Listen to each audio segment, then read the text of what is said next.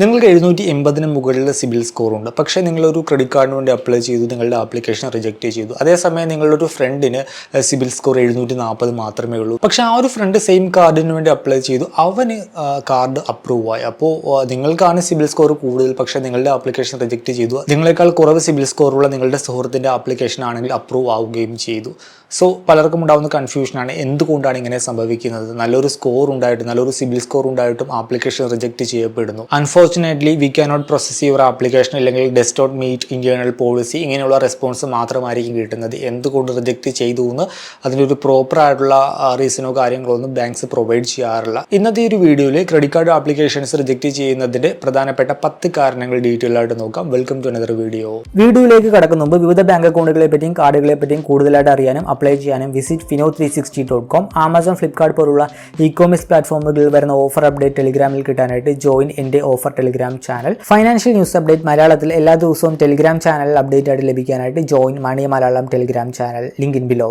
ഒന്നാമത്തെ ഒരു reason, credit score മാത്രം നോക്കിയല്ല banks credit card applications approve ചെയ്യുന്നതും റിജക്റ്റ് ചെയ്യുന്നതും. പലർക്കും ഉണ്ടാകുന്നൊരു തെറ്റിദ്ധാരണയാണ്, നമ്മൾക്ക് നല്ലൊരു സ്കോർ ഉണ്ടെങ്കിൽ ക്രെഡിറ്റ് കാർഡ് ആപ്ലിക്കേഷൻ തീർച്ചയായിട്ടും അപ്രൂവ് ചെയ്യപ്പെടുമെന്ന്. പക്ഷേ ക്രെഡിറ്റ് സ്കോർ എന്ന് പറയുന്നത് ചെറിയൊരു ഭാഗം മാത്രമാണ്. ക്രെഡിറ്റ് സ്കോർ കൂടാതെ പല കാര്യങ്ങൾ കൂടി അവർ കൺസിഡർ ചെയ്യും. അതെല്ലാം ഓക്കെ ആണെങ്കിൽ മാത്രമായിരിക്കും നമ്മുടെ credit card applications banks approve ചെയ്യുക. അതുകൂടാതെ ബാങ്കുകൾ നോക്കുന്നത് നമ്മളുടെ ഇൻകം നോക്കും, അതുപോലെ തന്നെ നമ്മുടെ എംപ്ലോയർ നോക്കും, എക്സിസ്റ്റിംഗ് ലോൺസിൻ്റെ ആ ഒരു പാറ്റേൺ അവർ നോക്കും, ക്രെഡിറ്റ് ബിഹേവിയർ നോക്കും, ഇന്റേണൽ റിസ്ക് പോളിസി അവർ കൺസിഡർ ചെയ്യും, നമ്മളുടെ ലൊക്കേഷൻ അവർ നോക്കും. അതിപ്പോൾ ഹോം ലൊക്കേഷൻ നോക്കും, നമ്മളിപ്പോൾ വർക്ക് ചെയ്യുകയാണെങ്കിൽ ഓഫീസ് ലൊക്കേഷൻ നോക്കും, പ്രീവിയസ് റിലേഷൻഷിപ്പ് നോക്കും. നമ്മൾ ക്രെഡിറ്റ് കാർഡ് അപ്ലൈ ചെയ്യുന്ന ആ ഒരു ധനകാര്യ സ്ഥാപനവുമായിട്ട് നമുക്ക് മുൻപ് എന്തെങ്കിലും റിലേഷൻഷിപ്പ് ഉണ്ടായിരുന്നു, അതിൻ്റെ ഒരു ബിഹേവിയറും കാര്യങ്ങളൊക്കെ ചെക്ക് ചെയ്യും. നമ്മുടെ ക്രെഡിറ്റ് ആപ്ലിക്കേഷൻ ഹിസ്റ്ററി നോക്കും. അങ്ങനെയുള്ള പല കാര്യങ്ങൾ നോക്കിയാണ് നമുക്ക് നമ്മുടെ ആ ഒരു ക്രെഡിറ്റ് കാർഡ് ആപ്ലിക്കേഷൻ അപ്രൂവ് ചെയ്യുകയും അതുപോലെ തന്നെ റിജക്റ്റ് ചെയ്യുകയും ചെയ്യുന്നത്. ഇങ്ങനെയുള്ള പല കാരണങ്ങൾ നോക്കുന്നത് കൊണ്ട് തന്നെയാണ് 780 സിബിൽ സ്കോറുള്ള വ്യക്തിയുടെ ക്രെഡിറ്റ് കാർഡ് ആപ്ലിക്കേഷൻ റിജക്റ്റ് ചെയ്യുന്നതും അതേസമയം 750 മാത്രം ക്രെഡിറ്റ് സ്കോറുള്ള വ്യക്തിയുടെ ക്രെഡിറ്റ് കാർഡ് ആപ്ലിക്കേഷൻ അപ്രൂവ് ആകുന്നതും. ക്രെഡിറ്റ് കാർഡ് ആപ്ലിക്കേഷൻ റിജക്റ്റ് ചെയ്യുന്നതിന്റെ രണ്ടാമത്തെ പ്രധാനപ്പെട്ട റീസൺ ഇൻകം ആണ്. ഓരോ കാർഡിനും ഓരോ ഇൻകം ക്രൈറ്റീരിയ ഉണ്ടാക്കും. നിങ്ങൾ ഒരു ക്രെഡിറ്റ് കാർഡിന് വേണ്ടി അപ്ലൈ ചെയ്യുന്നതിന് മുമ്പായിട്ട് ആ ഒരു കാർഡിൽ അവർ പറയുന്ന ഇൻകം ക്രൈറ്റീരിയ എത്രയാണെന്ന് നോക്കുക. അത് മീറ്റ് ചെയ്യുന്നില്ലെങ്കിൽ തീർച്ചയായിട്ടും നമ്മുടെ ക്രെഡിറ്റ് കാർഡ് ആപ്ലിക്കേഷൻ അവർ റിജക്റ്റ് ചെയ്യും. ഉദാഹരണമായിട്ട് HDFC ബാങ്കിൻ്റെ ഒരു കാർഡ്, ആ കാർഡിന് സാലറിയുടെ ഉള്ള ഒരു വ്യക്തിയാണെങ്കിൽ ആനുവൽ ഇൻകം 5 ലക്ഷം രൂപ വേണം. സെൽഫ് എംപ്ലോയ്ഡ് ആണെങ്കിൽ ആനുവൽ റിട്ടേൺ എന്ന് പറയുന്ന 12 ലക്ഷം രൂപ വേണം. സോ അങ്ങനെ ഒരു ക്രൈറ്റീരിയ അവർ മെൻഷൻ ചെയ്തിട്ടുണ്ടെങ്കിൽ ആ ഒരു ക്രൈറ്റീരിയ മീറ്റ് ചെയ്യേണ്ടതായിട്ടുണ്ട്. ആ ക്രൈറ്റീരിയ മീറ്റ് ചെയ്യാത്ത ഒരു വ്യക്തി അപ്ലൈ ചെയ്ത് കഴിഞ്ഞാൽ ആപ്ലിക്കേഷൻ തീർച്ചയായിട്ടും റിജക്റ്റ് ചെയ്യപ്പെടും. കാരണം ആ ഒരു പർട്ടിക്കുലർ കാറ്റഗറി കാർഡ് ആ ഒരു സെഗ്മെന്റിലുള്ള ആളുകളെ ടാർഗറ്റ് ചെയ്തുകൊണ്ടാണ് ബാങ്ക് ഇറക്കിയിരിക്കുന്നത്. സോ അപ്ലൈ ചെയ്യുന്നതിന് മുമ്പായിട്ട് തീർച്ചയായിട്ടും നിങ്ങൾ അപ്ലൈ ചെയ്യുന്ന ഒരു കാർഡിന്റെ ഇൻകം ക്രൈറ്റീരിയ ചെക്ക് ചെയ്യുക. ക്രെഡിറ്റ് കാർഡ് ആപ്ലിക്കേഷൻ റിജക്റ്റ് ചെയ്യുന്നതിന് മൂന്നാമത്തെ ഒരു റീസൺ, എക്സിസ്റ്റിംഗ് ആയിട്ടുള്ള ക്രെഡിറ്റ് കാർഡിന്റെ ലിമിറ്റ് വളരെ കൂടുതലാണ്. ഇപ്പോൾ നിങ്ങൾക്ക് മൾട്ടിപ്പിൾ ബാങ്ക്സിന്റെ ക്രെഡിറ്റ് കാർഡ് ഇപ്പോൾ നിലവിൽ നിങ്ങൾ ഹോൾഡ് ചെയ്യുന്നുണ്ട്. അതിന്റെ ടോട്ടൽ ലിമിറ്റ് നോക്കുമ്പോൾ ഹ്യൂജ് ആണ്. ഇപ്പോൾ ഒരു 20 ലക്ഷം രൂപയൊക്കെ ടോട്ടൽ ക്രെഡിറ്റ് കാർഡ് ലിമിറ്റ് ഉണ്ടെന്ന് കരുതുക. അപ്പോൾ പുതിയതായിട്ടൊരു കാർഡിന് അപ്ലൈ ചെയ്യുന്ന സമയത്ത് ബാങ്കിനെ സംബന്ധിച്ചിടത്തോളം റിസ്ക് അവിടെ കൂടുകയാണ് ചെയ്യുന്നത്. ഓൾറെഡി 20 ലക്ഷം രൂപ ലിമിറ്റ് ഉണ്ട്. എങ്ങാനും ഒരു ഡ്യൂ വന്ന് നിങ്ങൾ പെട്ടുപോയി കഴിഞ്ഞാൽ ബാങ്കിന് ആ ഒരു നിങ്ങൾക്ക് നൽകുന്ന ഒരു ക്രെഡിറ്റ് കാർഡ് എമൗണ്ട് എന്ന് പറയുന്ന അൺസെക്യൂർഡ് ലോണാണ്, അതിലൊരു റിസ്ക് വരും. അതുകൊണ്ട് തന്നെ നിങ്ങൾക്ക് ഓൾറെഡി ഉള്ള കാർഡിൽ ലിമിറ്റ് കൂടുതലാണെങ്കിൽ പുതിയൊരു കാർഡിന് അപ്ലൈ ചെയ്യുന്ന സമയത്ത് റിജക്റ്റ് ചെയ്യാനുള്ള സാധ്യത വളരെ കൂടുതലാണ്. ക്രെഡിറ്റ് കാർഡ് ആപ്ലിക്കേഷൻ റിജക്റ്റ് ചെയ്യുന്നതിൻ്റെ നാലാമത്തെ ഒരു റീസൺ എന്ന് പറയുന്നത് ഒരുപാട് എൻക്വയറീസ്. ഇപ്പോൾ നിങ്ങൾ ക്രെഡിറ്റ് കാർഡിന് അപ്ലൈ ചെയ്യുന്ന സമയത്ത് ഒരു ദിവസം തന്നെ മൾട്ടിപ്പിൾ ബാങ്ക്സിൻ്റെ ക്രെഡിറ്റ് കാർഡിന് അങ്ങ് കണ്ടിന്യൂസ് ആയിട്ട് അങ്ങനെ അപ്ലൈ ചെയ്യുന്നത് കരുതുക. നമ്മൾ ഓരോ തവണ അപ്ലൈ ചെയ്യുമ്പോഴും അത് ഹാർഡ് എൻക്വയറിയാണ് നമ്മുടെ ക്രെഡിറ്റ് റിപ്പോർട്ടിൽ അത് വരുന്നുണ്ട്. നിങ്ങൾ ഒരു ക്രെഡിറ്റ് കാർഡിന് വേണ്ടി അപ്ലൈ ചെയ്യുന്ന സമയത്ത് തീർച്ചയായിട്ടും നിങ്ങളുടെ ക്രെഡിറ്റ് ഹിസ്റ്ററിയും കാര്യങ്ങളൊക്കെ അവർ ചെക്ക് ചെയ്യും. ചെക്ക് ചെയ്യുന്ന സമയത്ത് നിങ്ങൾ തുടർച്ചയായിട്ട് ഈ ലാസ്റ്റ് റീസെൻ്റ് ആയിട്ടുള്ള ടൈമിൽ നിങ്ങൾ ക്രെഡിറ്റ് കാർഡിന് വേണ്ടി ലോണിന് വേണ്ടിയൊക്കെ അപ്ലൈ ചെയ്തിട്ടുണ്ട്. നിങ്ങൾക്ക് ക്രെഡിറ്റ് ആവശ്യമായിട്ടുള്ളൊരു വ്യക്തിയാണ്, അർജൻറ്റ് ആയിട്ടുള്ളൊരു വ്യക്തിയാണ്. അപ്പോൾ ബാങ്കിനെ സംബന്ധിച്ചിടത്തോളം അവരുടെ റിസ്ക് കൂടുതലാണ്. കാരണം ക്രെഡിറ്റ് കാർഡ് എന്ന് പറയുന്നത് അൺസെക്യൂർഡ് ലോണാണ്. നമ്മൾ പ്രത്യേകിച്ച് ഈടോ കാര്യങ്ങളൊന്നും കൊടുക്കാതെയാണ് നമുക്ക് ആ ഒരു ക്രെഡിറ്റ് കാർഡ് വഴി ലോൺ എമൗണ്ട് നമുക്ക് നൽകുന്നത്. സോ ബാങ്കിന് അവിടെ റിസ്ക് കൂടും. അതുകൊണ്ട് തന്നെ ഇങ്ങനെ തുടർച്ചയായിട്ട് കുറേയധികം എൻക്വയറീസ് നടത്തിയിട്ടുള്ള ഒരു വ്യക്തിയാണെങ്കിൽ ആപ്ലിക്കേഷൻ റിജക്റ്റ് ചെയ്യാനുള്ള സാധ്യത വളരെ കൂടുതലാണ്. ക്രെഡിറ്റ് കാർഡ് ആപ്ലിക്കേഷൻ റിജക്റ്റ് ചെയ്യുന്നതിന്റെ മറ്റൊരു റീസൺ എംപ്ലോയർ ഇൻഫർമേഷൻ ആണ്. ഇപ്പോൾ നിങ്ങൾ ജോലി ചെയ്യുന്ന ഒരു സ്ഥാപനം ഉണ്ടാകും. സോ ആ ഒരു സ്ഥാപനത്തിന്റെ സൈസ് അനുസരിച്ച് അവരുടെ ഒരു ക്രെഡിബിലിറ്റി അനുസരിച്ച് ക്രെഡിറ്റ് കാർഡ് ആപ്ലിക്കേഷൻ അപ്രൂവ് ആകാനും റിജക്റ്റ് ചെയ്യാനുള്ള സാധ്യത കൂടുതലാണ്. ഇപ്പോൾ നിങ്ങളൊരു ഗവൺമെന്റ് എംപ്ലോയി ആണ്, അല്ലെങ്കിൽ നിങ്ങളൊരു വലിയൊരു MNCയിലാണ് വർക്ക് ചെയ്യുന്നത്, അല്ലെങ്കിൽ മാർക്കറ്റിൽ ലിസ്റ്റ് ചെയ്തിട്ടുള്ള ഒരു കമ്പനിയൊക്കെ ആണെങ്കിൽ നിങ്ങളുടെ ആ ഒരു ക്രെഡിറ്റ് കാർഡ് ആപ്ലിക്കേഷൻ അപ്രൂവ് ആകാനുള്ള സാധ്യത വളരെ കൂടുതലാണ്. ധനകാര്യ സ്ഥാപനങ്ങൾക്ക് ഇങ്ങനെയുള്ള വലിയ വലിയ കമ്പനികളെയൊക്കെ വലിയ താല്പര്യം താല്പര്യമാണ്. കാരണം എന്താണെന്ന് വെച്ചാൽ അവർക്ക് അത്യാവശ്യം സാലറി ഉണ്ടാകും, ഒരു സ്റ്റേബിൾ ഇൻകം ആയിരിക്കും. സോ ഇങ്ങനെയുള്ള സ്ഥാപനങ്ങളിൽ വർക്ക് ചെയ്യുന്നവർക്ക് കാർഡ് ഇഷ്യൂ ചെയ്ത് കഴിഞ്ഞാൽ ഡ്യൂ വരാനുള്ള സാധ്യത വളരെ കുറവായിട്ടാണ് ബാങ്കുകൾ വിലയിരുത്തുന്നത്. സോ ഇങ്ങനെയുള്ള വലിയ വലിയ MNCകളിൽ വർക്ക് ചെയ്യുന്നവർ അല്ലെങ്കിൽ ഗവൺമെൻറ് എംപ്ലോയീസ് ഒക്കെ ആണെങ്കിൽ ക്രെഡിറ്റ് കാർഡ് ആപ്ലിക്കേഷൻ അപ്രൂവ് ആകാനുള്ള ചാൻസ് വളരെ കൂടുതലാണ്. അതേസമയം നിങ്ങൾ സെൽഫ് എംപ്ലോയ്ഡ് ആണ്, നിങ്ങൾക്ക് റെഗുലർ ആയിട്ടുള്ള ഒരു ഇൻകം സ്ട്രീമോ കാര്യങ്ങളോ ഒന്നുമില്ല, അല്ലെങ്കിൽ ചെറിയ സ്റ്റാർട്ടപ്പ് ആണ്, അപ്പോൾ അങ്ങനെയുള്ളവരൊക്കെ ആണെങ്കിൽ റിജക്റ്റ് ആകാനുള്ള സാധ്യതയാണ് വളരെ കൂടുതൽ. ക്രെഡിറ്റ് കാർഡ് ആപ്ലിക്കേഷൻ റിജക്റ്റ് ചെയ്യുന്നതിന് മറ്റൊരു പ്രധാനപ്പെട്ട റീസൺ ഇന്റേണൽ പോളിസിയാണ്. ഇതാണ് ഏറ്റവും മിസ്റ്ററി ആയിട്ടുള്ള ഒരു കാര്യം എന്താണെന്ന് വെച്ചാൽ ബാങ്കിൻ്റെ ഇന്റേണൽ പോളിസി അവരങ്ങനെ പബ്ലിക് ആക്കാറില്ല. പല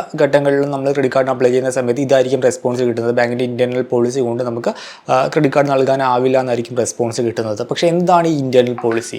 നമ്മുടെ സിബിൽ സ്കോർ കൂടാതെ ബാങ്ക്സിനൊരു ഇന്റേണൽ സ്കോറും കാര്യങ്ങളൊക്കെ ഉണ്ടാകും. ആ ഒരു ഇന്റേണൽ സ്കോറിംഗിൽ ബാങ്ക്സ് പ്രധാനമായിട്ട് നോക്കുന്നത് നമ്മുടെ പ്രീവിയസ് റിലേഷൻഷിപ്പ്, ആ ഒരു പർട്ടിക്കുലർ ബാങ്കുമായുള്ള നമ്മുടെ പ്രീവിയസ് റിലേഷൻഷിപ്പ് എന്തായിരുന്നു, അതെങ്ങനെയാണ് നമ്മൾ കൊണ്ടുപോയത്, നമ്മളുടെ സേവിങ്സ് അക്കൗണ്ട് ഹിസ്റ്ററി, നമ്മുടെ salary credit, spending pattern, internal risk model, അങ്ങനെയുള്ള പല കാര്യങ്ങളും ആയിരിക്കും അവർ പരിഗണിക്കുന്നത്. സോ ഓരോ ബാങ്കിനും ഇങ്ങനെയുള്ള കുറച്ച് ഇന്റേണൽ പോളിസിയും കാര്യങ്ങളൊക്കെ ഉണ്ടാകും. അതുകൊണ്ട് തന്നെ അപ്ലൈ ചെയ്യുന്ന രണ്ട് വ്യക്തികൾക്ക് സെയിം സിബിൽ സ്കോർ ആണെങ്കിലും ഒരാൾക്ക് അപ്രൂവ് ആവുകയും മറ്റൊരാൾക്ക് റിജക്റ്റ് ആയി എന്ന് വരാം. ക്രെഡിറ്റ് കാർഡ് ആപ്ലിക്കേഷൻ റിജക്റ്റ് ചെയ്യപ്പെടുന്നതിന് മറ്റൊരു പ്രധാനപ്പെട്ട റീസൺ അഡ്രസ് അല്ലെങ്കിൽ ലൊക്കേഷൻ റിസ്ക് ആണ്.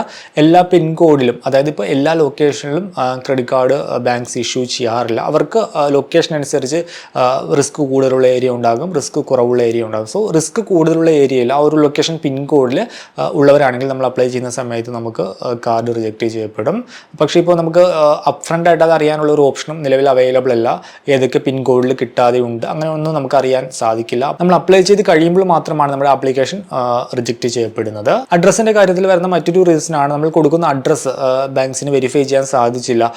ഇപ്പോൾ ഹോം അഡ്രസ് ആണെങ്കിൽ അത് വെരിഫൈ ചെയ്യാൻ സാധിച്ചില്ല. ഇനിയിപ്പോൾ ഓഫീസ് അഡ്രസ് ആണെങ്കിൽ ആ ഒരു ഓഫീസ് അഡ്രസ് അവർക്ക് വെരിഫൈ ചെയ്യാൻ സാധിച്ചില്ല എന്നുണ്ടെങ്കിൽ നമ്മുടെ ആപ്ലിക്കേഷൻ റിജക്റ്റ് ചെയ്യപ്പെടും. പിന്നെ ക്രെഡിറ്റ് കാർഡ് ആപ്ലിക്കേഷൻ റിജക്റ്റ് ചെയ്യുന്നതിന് മറ്റൊരു റീസൺ എന്ന് പറയുന്നത് നമ്മൾ നൽകുന്ന ഡോക്യുമെന്റ്സിലെ മിസ്മാച്ച് ആണ്.